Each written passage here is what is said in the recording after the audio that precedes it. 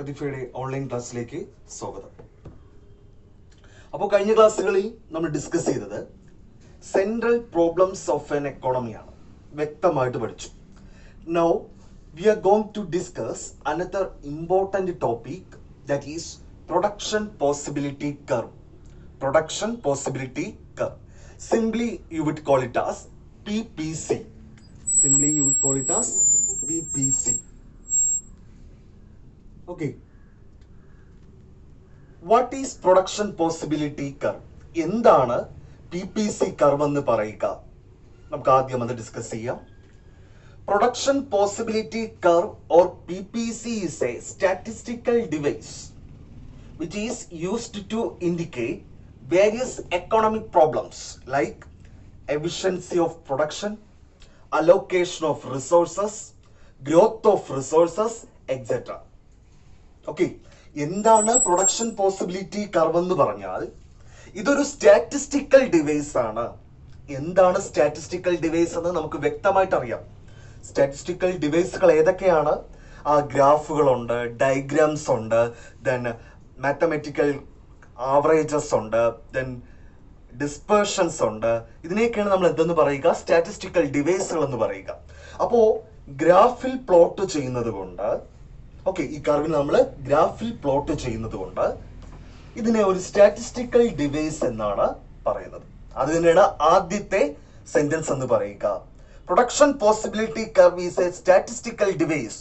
അപ്പോൾ ഇത് എന്താണ് ഇൻഡിക്കേറ്റ് ചെയ്യുന്നത്, എന്താണ് സൂചിപ്പിക്കുന്നത്, അല്ലെങ്കിൽ എന്തിനു വേണ്ടിയിട്ടാണ് ഈ കർവ് ഉപയോഗിക്കുന്നത് എന്ന് ചോദിച്ചാൽ, to use analyze the various economic problems, അല്ലെങ്കിൽ to indicate the various economic problems like allocation of resources, then efficiency of production and distribution, then growth of resources. ഈ പറയുന്ന എക്കോണമിയുടെ പ്രോബ്ലംസുകളെ ഇൻഡിക്കേറ്റ് ചെയ്യുന്ന ഒരു കർവാണ് പ്രൊഡക്ഷൻ പോസിബിലിറ്റി കർവ് എന്ന് പറയുക. Okay, then അടുത്ത sentence എന്ന് പറയുക, it is the combination of two goods. It is the combination of two goods, that is good 1 and good 2. Okay, രണ്ട് ഗുഡ്സുകളുടെ കോമ്പിനേഷനുകളുടെ പ്ലോട്ടുകൾ ചേർത്ത് വരയ്ക്കുന്ന കർവാണ് പ്രൊഡക്ഷൻ പോസിബിലിറ്റി കർവ്. എന്താണ്? രണ്ട് ഗുഡ്സുകളുടെ പ്ലോട്ടുകൾ ചേർത്ത് വരയ്ക്കുന്ന കർവിനെ വിളിക്കുന്ന പേരാണെന്ത്? Production possibility curve. എങ്ങനെ? which can be produced available technology and available resources. കണ്ടോ, ഈ ഗുഡ്സുകൾ എങ്ങനെയാണ് പ്രൊഡ്യൂസ് ചെയ്തത്? ഗുഡ് 1 ആയാലും ഗുഡ് 2 ആയാലും എക്സ് ആൻഡ് വൈ എന്തുകൂടെ ആയിക്കോട്ടെ, ഈ ഗുഡ്സ് പ്രൊഡ്യൂസ് ചെയ്തത് നമുക്ക് അവൈലബിൾ ആയിട്ടുള്ള റിസോഴ്സസും നമുക്ക് അവൈലബിൾ ആയിട്ടുള്ള ടെക്നോളജിയും വെച്ചാണ്. അത്തരത്തിൽ നമുക്ക് അവൈലബിൾ ആയിട്ടുള്ള ടെക്നോളജിയും നമ്മുടെ കയ്യിലുള്ള റിസോഴ്സസും വെച്ചിട്ട് നമ്മൾ പ്രൊഡ്യൂസ് ചെയ്യുന്ന രണ്ട് ഗുഡ്സുകളുടെ കോമ്പിനേഷനുകൾ, അല്ലെങ്കിൽ രണ്ട് ഗുഡ്സുകൾ പ്ലോട്ട് ചെയ്ത് വരയ്ക്കുന്നതിന് വിളിക്കുന്ന പേരാണ് പ്രൊഡക്ഷൻ പോസിബിലിറ്റി കർവ് അല്ലെങ്കിൽ PPC എന്ന് പറയുക. Then it is otherwise known as, it is also known as production possibility transformation curve. Very very important. Production possibility transformation curve or production possibility frontier. Production possibility transformation curve എന്നും PPC പറയാറുണ്ട്, production possibility frontier എന്നും പറയുന്നുണ്ട്. Okay, അപ്പോൾ നിങ്ങൾ മൂന്ന് പേരുകളും വ്യക്തമായിട്ട് പഠിക്കുക. ഒരുപക്ഷെ എക്സാമിന് പ്രൊഡക്ഷൻ പോസിബിലിറ്റി ട്രാൻസ്ഫോർമേഷൻ കർവ് എന്തെന്നായിരിക്കും ചോദിക്കുക, അല്ലെങ്കിൽ പ്രൊഡക്ഷൻ പോസിബിലിറ്റി ഫ്രോണ്ടിയർ എന്തെന്നായിരിക്കും ചോദിക്കുക. അതിന്റെ എല്ലാത്തിന്റെ മീനിങ് എന്ത് തന്നെ? സെയിം തന്നെ. അപ്പോൾ ഒന്നുകൂടെ പറയാം നമുക്ക്, എന്താണ് പ്രൊഡക്ഷൻ പോസിബിലിറ്റി കർവ് എന്ന് പറയുക. Production possibility curve is a statistical device which is used to indicate the various economic problems like allocation of resources, efficiency of production and distribution, growth of resources, etc. Okay, it is a graphical representation of combination of two goods which can be produced, available resources and available techniques of production. Okay, നമുക്കിനി ഇതിനെ ഒരു ഷെഡ്യൂളിലൂടെ അല്ലെങ്കിൽ ഒരു ടേബിളിലൂടെ എങ്ങനെയാണ് production possibility കർവിനെ വരയ്ക്കാം എന്ന് നമുക്ക് നോക്കാം. Here only two goods are produced by the economy. ഇവിടെ ഒരു എക്കോണമിയിൽ രണ്ട് ഗുഡ്സ് ആണ്, only two goods, രണ്ട് ഗുഡ്സ് ആണ് പ്രൊഡ്യൂസ് ചെയ്യുന്നുള്ളൂ എന്ന് ചിന്തിക്കുക. നമ്മുടെ കയ്യിലുള്ള റിസോഴ്സസും നമ്മുടെ കയ്യിലുള്ള ടെക്നോളജിയും വെച്ചിട്ട് എക്കോണമി രണ്ട് ഗുഡ്സ് മാത്രമേ, only two goods പ്രൊഡ്യൂസ് ചെയ്യുന്നുള്ളൂ എന്ന് വിചാരിക്കുക. ഓക്കെ, അപ്പോൾ നമുക്ക് എന്തൊക്കെ പോസിബിലിറ്റീസ് ആണ് ആ ഗുഡ്സിനുള്ളതെന്ന് നോക്കാം. അപ്പോൾ first column production possibilities. Production possibilities, production possibilities. Then second column A എന്ന് പറയുന്ന പ്രോഡക്റ്റ്, തേർഡ് കോളം ബി എന്ന് പറയുന്ന പ്രോഡക്റ്റ്. ഇവിടെ ശ്രദ്ധിക്കുക, എ എന്ന് പറയുന്ന product what ever might be, B എന്ന് പറയുന്ന പ്രോഡക്റ്റ്, അതിന്റെ പ്രൊഡക്ഷൻ പോസിബിലിറ്റീസ്. എ എന്ന് പറയുന്ന പോസിബിലിറ്റീസിൽ നമ്മുടെ കയ്യിലുള്ള എല്ലാ റിസോഴ്സസും ടെക്നോളജിയും എന്തുപയോഗിക്കാൻ വേണ്ടി സ്പെൻഡ് ചെയ്താൽ, എ എന്ന് പറയുന്ന പ്രോഡക്റ്റ് ഉപയോഗിക്കാൻ വേണ്ടി സ്പെൻഡ് ചെയ്തെന്ന് വിചാരിക്കുക, that is 10.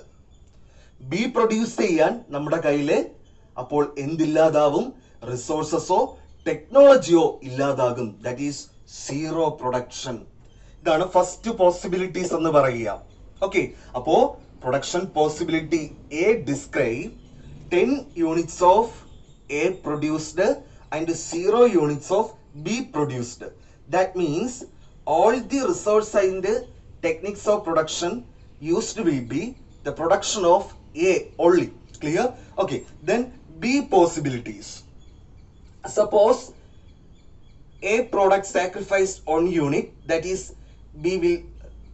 A will be 9 units, B will be 1 units. That means A എന്ന് പറയുന്ന പ്രോഡക്റ്റ് പ്രൊഡ്യൂസ് ചെയ്യാൻ എല്ലാ റിസോഴ്സസും ഉപയോഗിച്ചപ്പോൾ ബി എന്ന് പറയുന്ന പ്രോഡക്റ്റ് പ്രൊഡ്യൂസ് ചെയ്യാൻ പറ്റിയില്ല. കാരണം നമുക്കറിയാം നമ്മുടെ സെൻട്രൽ പ്രോബ്ലം അത് തന്നെയാണ്, റിസോഴ്സസ് എന്ന് പറയുന്നത് ലിമിറ്റഡ് ആണ്, പക്ഷേ ഹ്യൂമൻ വാണ്ട്സ് എന്ന് പറയുന്നത് അൺലിമിറ്റഡ് ആണ്.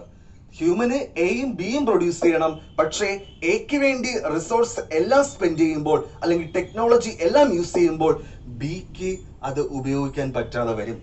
സോ അതുകൊണ്ട് രണ്ടാമത്തെ പോസിബിലിറ്റിയിൽ എന്ത് ചെയ്തു, എ ഒരു യൂണിറ്റിനെ വിട്ടുകൊടുത്തു അല്ലെങ്കിൽ സാക്രിഫൈസ് ചെയ്തപ്പോൾ. ക്ലിയർ ആണോടെ? ഒരു യൂണിറ്റ് വേണ്ടാന്ന് വെച്ചപ്പോൾ അല്ലെങ്കിൽ ഒരു യൂണിറ്റിന്റെ അളവ് കുറച്ചപ്പോൾ നമുക്ക് ഒരു യൂണിറ്റ് എന്ത് പ്രൊഡ്യൂസ് ചെയ്യാൻ പറ്റി, another good, that means good 2 ആയ ബി പ്രൊഡ്യൂസ് ചെയ്യാൻ പറ്റി. ഇതാണ് സെക്കൻഡ് പോസിബിലിറ്റി എന്ന് പറയുക. ദെൻ തേർഡ് പോസിബിലിറ്റി 7 യൂണിറ്റ് ആക്കി കുറച്ചു, അപ്പോൾ ഒരു യൂണിറ്റ് ഇവിടെ പ്രൊഡ്യൂസ് ചെയ്യാൻ പറ്റി. ദെൻ ഡി പോസിബിലിറ്റി 4 യൂണിറ്റ് ആയിട്ട് കുറച്ചു, അപ്പോൾ ഒരു യൂണിറ്റ് കൂടെ ഗുഡ് 2 അല്ലെങ്കിൽ ബി പ്രൊഡ്യൂസ് ചെയ്യാൻ പറ്റി.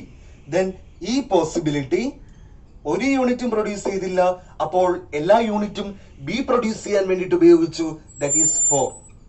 ഓക്കെ, ശ്രദ്ധിക്കുക, ആദ്യം എ പ്രൊഡ്യൂസ് ചെയ്യാൻ വേണ്ടി എല്ലാ ടെക്നോളജിയും റിസോഴ്സ് ഉപയോഗിച്ചപ്പോൾ B will B 0. That means അവിടെ പ്രൊഡക്ഷൻ ഒന്നും നടന്നില്ല, ബി എന്ന് പറയുന്ന പ്രോഡക്റ്റിന്റെ പ്രൊഡക്ഷൻ ഒന്നും നടന്നില്ല.